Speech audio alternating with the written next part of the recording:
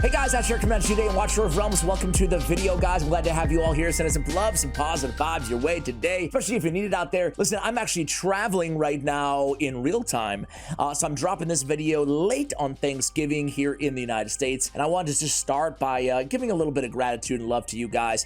I really appreciate you all here on the channel. I've been really enjoying, truthfully, Watcher of Realms. Obviously, I've been covering it every day here. It's refreshing, it's fun, it's different. You know, it gets it all for me. It gets me going in all the right ways, you know. But honestly, guys, in all sincerity, I really do appreciate you guys. I really do, and thank you so much for watching. We're almost at 10,000 subscribers here on the channel, and that's freaking cool. Like, this little community that we've got going on is really cool. I appreciate you guys, even if you're not somebody who leaves comments or anything like that. Just watching and tuning in, allowing me to be a part of your days is really cool. That's a privilege to me, and I don't take it for granted. So thank you so much, guys. So listen, I got my first 5-star awakened legendary hero in the game, and I think I have Apsan is the second closest at 3 awakened, and then after that I think it's all ones for me. What about you guys? What is the highest legendary awakening that you guys have? I imagine maybe it's like a Volca at 1, or maybe an Abomination, perhaps, maybe because it's a permanent fusion. Anyway, do any of you guys out there, any Krakens, any whales watching, have a fully awakened legendary hero in the game? Let me know. Anyway, your boy got it. Your boy got a fully awakened hero. I'm gonna give you a clue. I'm gonna give you a clue, right? It's a defender. It's a legendary defender. If you could choose any legendary defender to have fully awakened, who would you go with? Maybe a Toreador, perhaps? Nope, it's not Toreador. Maybe a Brokir. Maybe a Brokir. Nope, not Brokir either. Maybe an Azhor? Yes, it's a freaking Azhor. The dude on the thumbnail of my worst legendary, or my worst heroes in the game. Legendary, I think it was. The worst heroes in the game. He was on the freaking thumbnail, and of course, the Watcher, somebody at Moonton's mad at yours truly. You know, I don't know who you are if you're watching this video, but you went into my account and you programmed me to only pull Azhors, man. So the question begs itself, is this dude really trash? Now, we got a buff, I want to say around 3 months ago, 2-3 months ago, but I've never been a big fan of this dude, right? And I think that some people out there, maybe they are. Let me see what the in-game ratings say on this dude. 4s and 3s, and it's kind of what I thought about him, honestly. So first of all, first thing you have to know about Azhor is he's a defense-based tank, meaning his damage also scales off of defense. That's not something that we commonly see here in the game. Really quickly, I want to go through his kit. On his talent, damage scales off defense. When the Iron Hammer is in heated state, attack has a 30% chance of inflicting the enemy with a 1-second stun. Okay, what's he doing on his ultimate tempering strikes? Each strike causes 120% damage to up to 5 enemies in front of the caster when the skill is activated. When the skill ends, removes the hammer's heated state. Okay, on his basic, attacks and deals 110% damage to 1 enemy. Each attack builds up energy for the hammer. After 10 hammer strikes, he enters into heated state.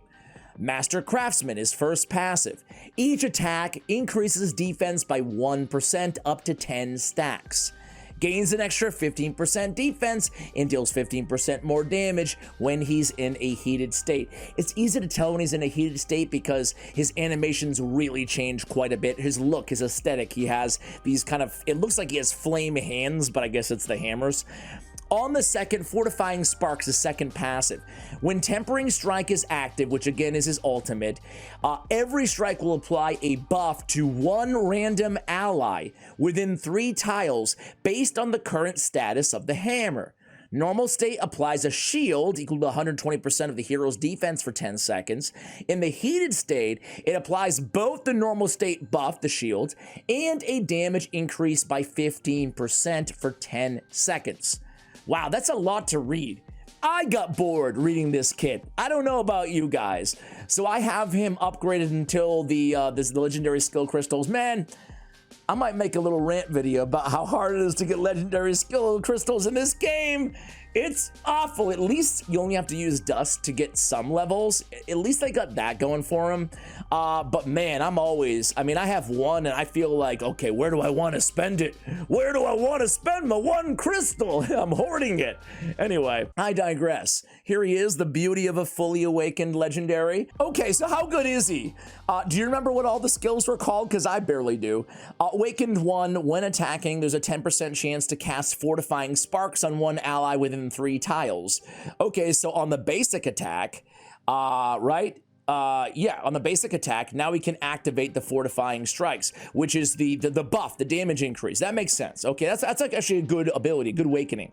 HP on his second one, who cares about that, really? He's a defense-based champion anyway, right?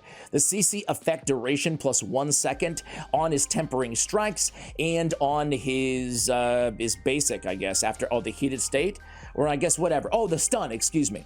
All right, on the A4, all damage reduction plus 8%, okay. And then on A5, the heated state does not terminate along with the ultimate skill.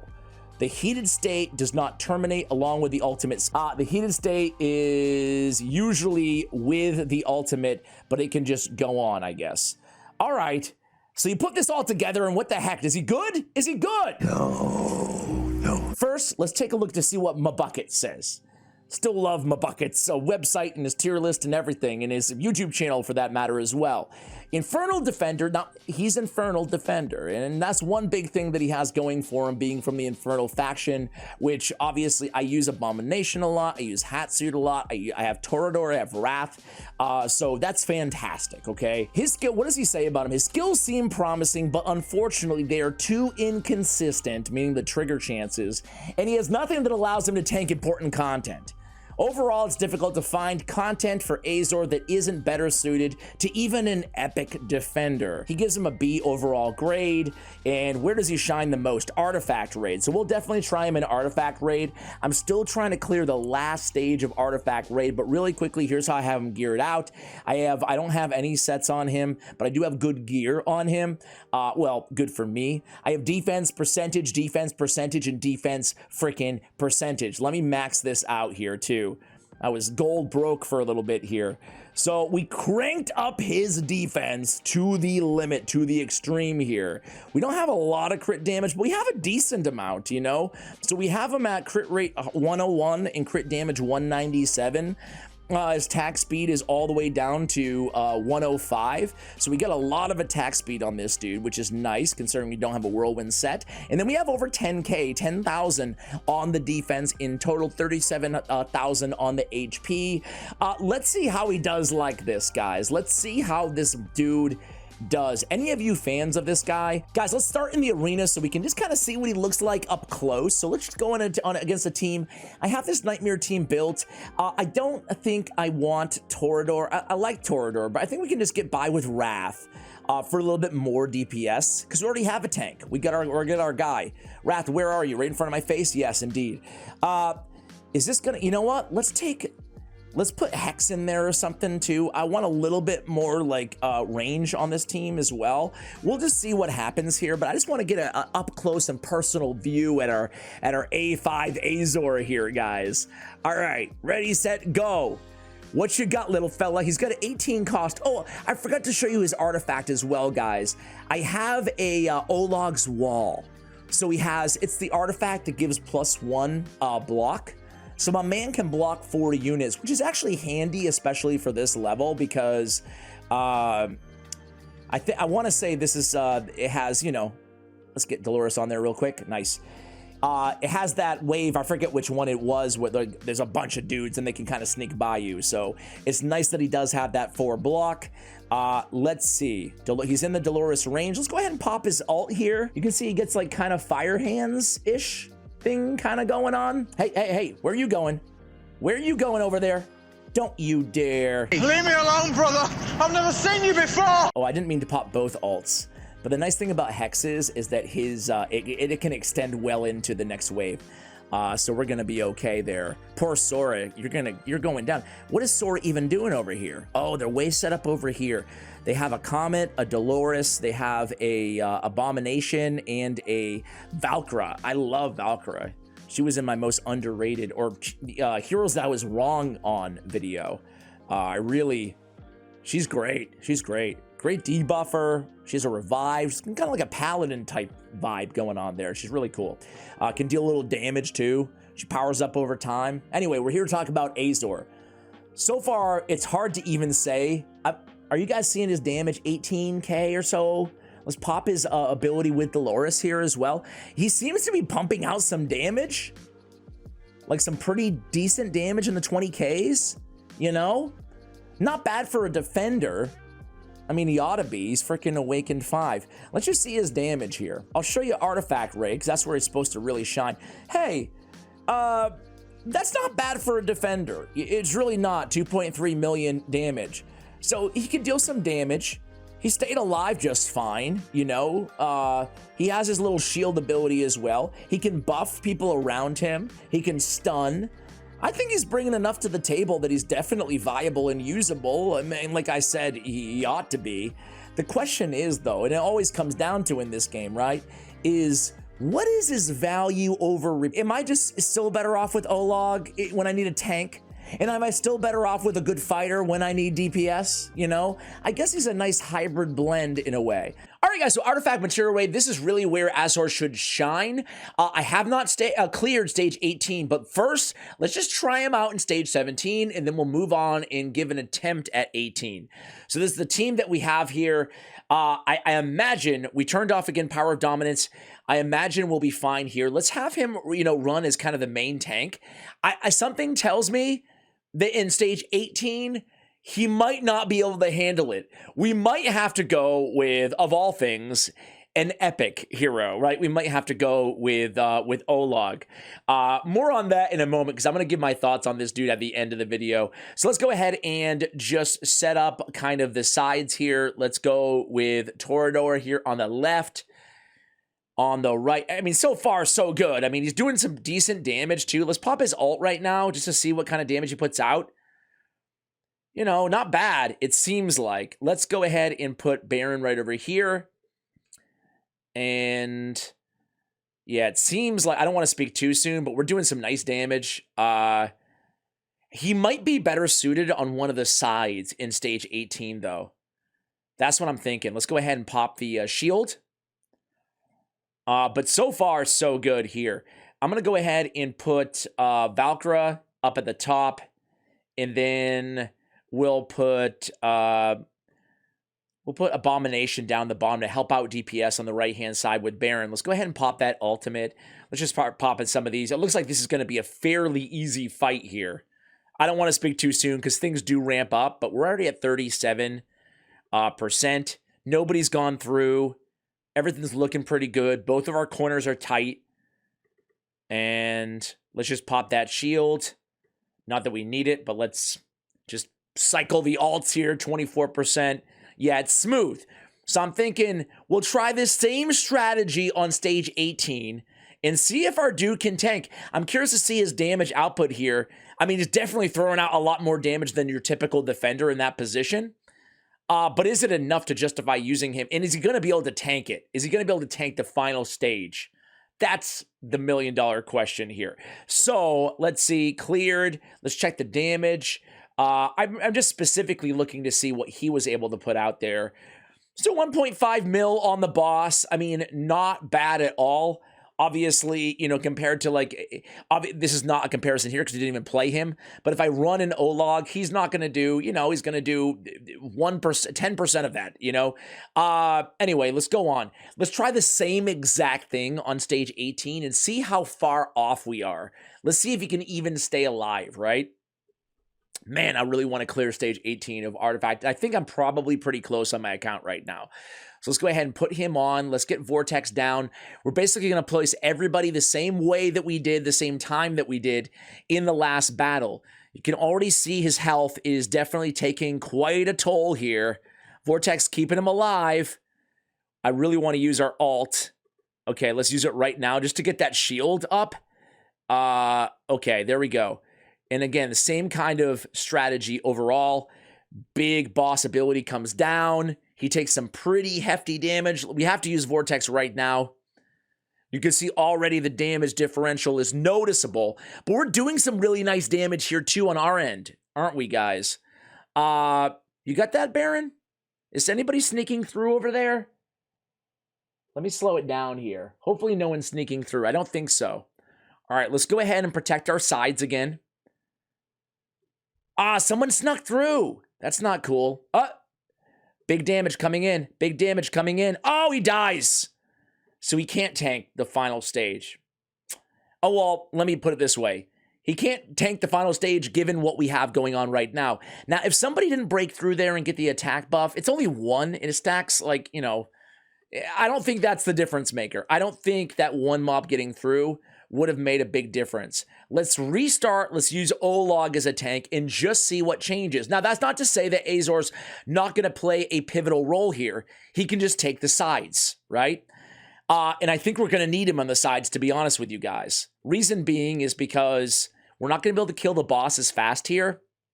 And the mobs are going to start stacking up where we're going to need more than one defender on these sides to protect the bottom. But you can already see Olog, he's just a much better tank than Azhor is. I mean, I haven't even popped his ultimate at all here. We've gone through the boss's ability and everything's totally fine, right?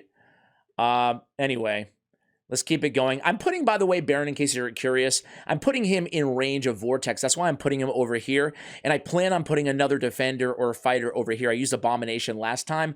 I'm not sure if I'll be able to get by with Abomination this time. We're going to help with the DPS on Torador.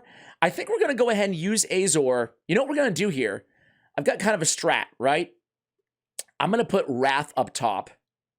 He's pop Baron's ability right now. He could use it. Hey, we need your shield all log. There it is. There it is. We're good. I'm going to put Azhor right over here, okay? And I'm going to put Wrath at the top. So we're not going to get this time the Valkyra pointing down, helping us out there. But we're going to have two fight. We're going to have that extra DPS. This is where I think Azhor was basically built for. I'm popping the ult right now, same time. I'll use Barons as well. Everything's feeling pretty good here. And you can see he's protecting himself pretty well, Azhor. We're going to go ahead and pop that ult. He's doing some nice damage, nice AoE damage here, 10k per hit, and is coming fast and ferociously. One more mob did break through here. I'm not sure if I have enough DPS. This is going to be the problem. I want to stop things. Well, I want to calm down for a second. This is going to be the problem. We're not killing the boss fast enough here. We lost somebody. Okay, let's go right there. We're not killing the boss fast enough, guys. So what happens is if you take too long to kill the boss, who else? Oh, we lost our DPS. Let's go ahead and do this. There's going to be mobs starting to come from the top, right? That's going to be the problem here. And when mobs start coming from the top, we're toast. We're just not killing the boss fast enough, and we let too many mobs through there. I'm surprised that mobs still eked through. It's because he died, frankly. You know? I wonder if we have Baron in that position, but Baron's not going to be able to do enough DPS compared to Azhor. Let's restart, try one more time. I feel like that wasn't even that close, though. Let's just see how much was RNG of Arya getting killed and stuff like that. And let's put Arya down first this time. I don't think it will make a massive impact. Let's switch things up a little bit. Let's put Azhor this time on the left, okay?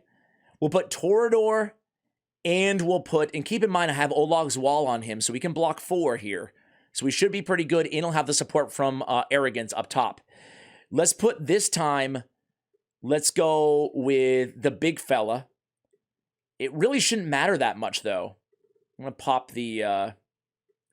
I'll pop all my ultimates right now. Okay. Probably should have put Baron down before Torador, but I don't think it's going to be, you know... I don't know. We'll see. All right. So, I mean, we have... I feel like this is a pretty dang good setup. It might just be gear at this point. What would you guys do differently, if anything, than me? I would love to hear... Ooh. There you go, Wrath. Cover that corner, man. As long as Wrath has that corner in lockdown, I mean, we have the top sections totally fine.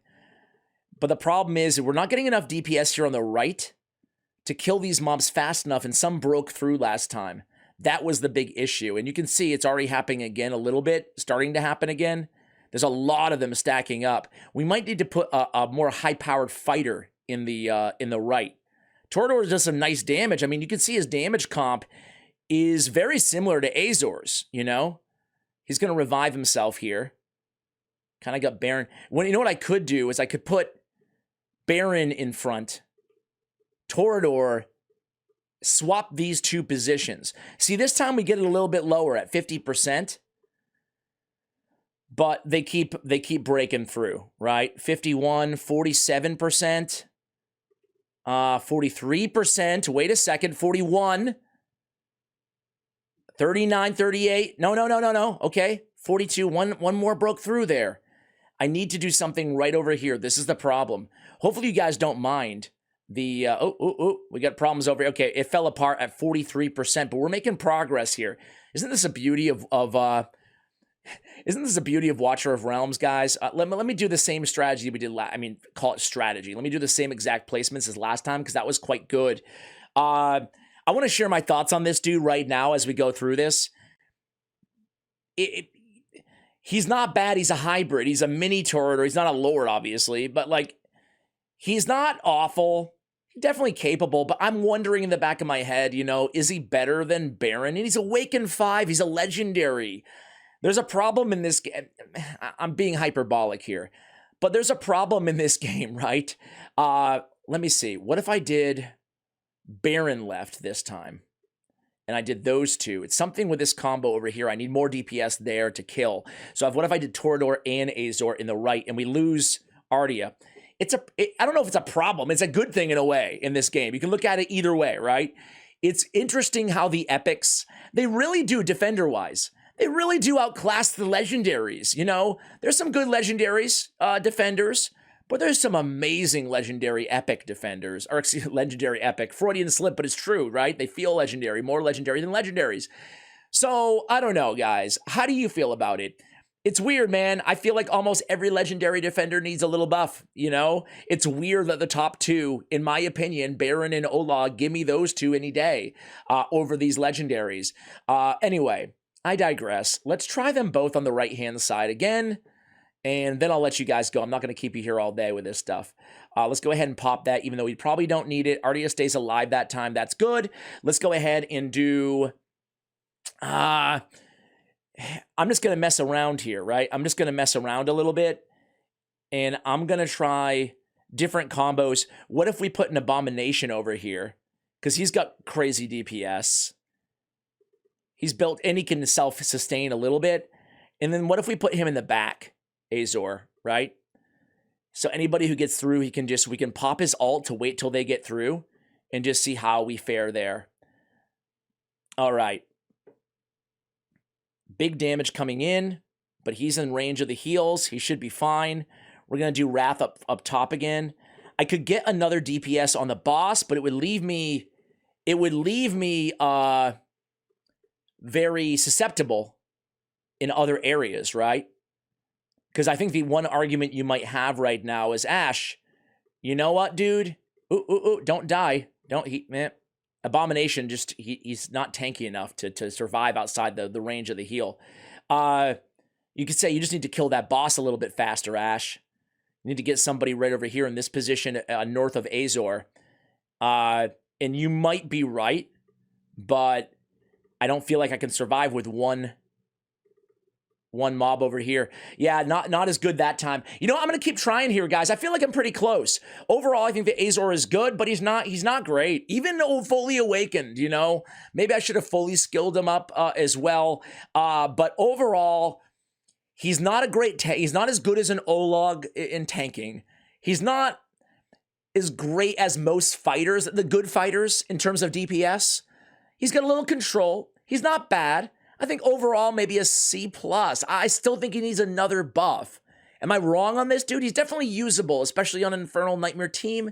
Definitely usable, but I still prefer a few epics over him, and that speaks volumes to me. What do you guys think? Let me know in the comments below. Thank you for watching until the end. You're the real OGs, the true viewers, and I appreciate each and every one of you guys watching and listening to my words right now. Did I say watching? I think I did. Much love, guys, and as always, take care.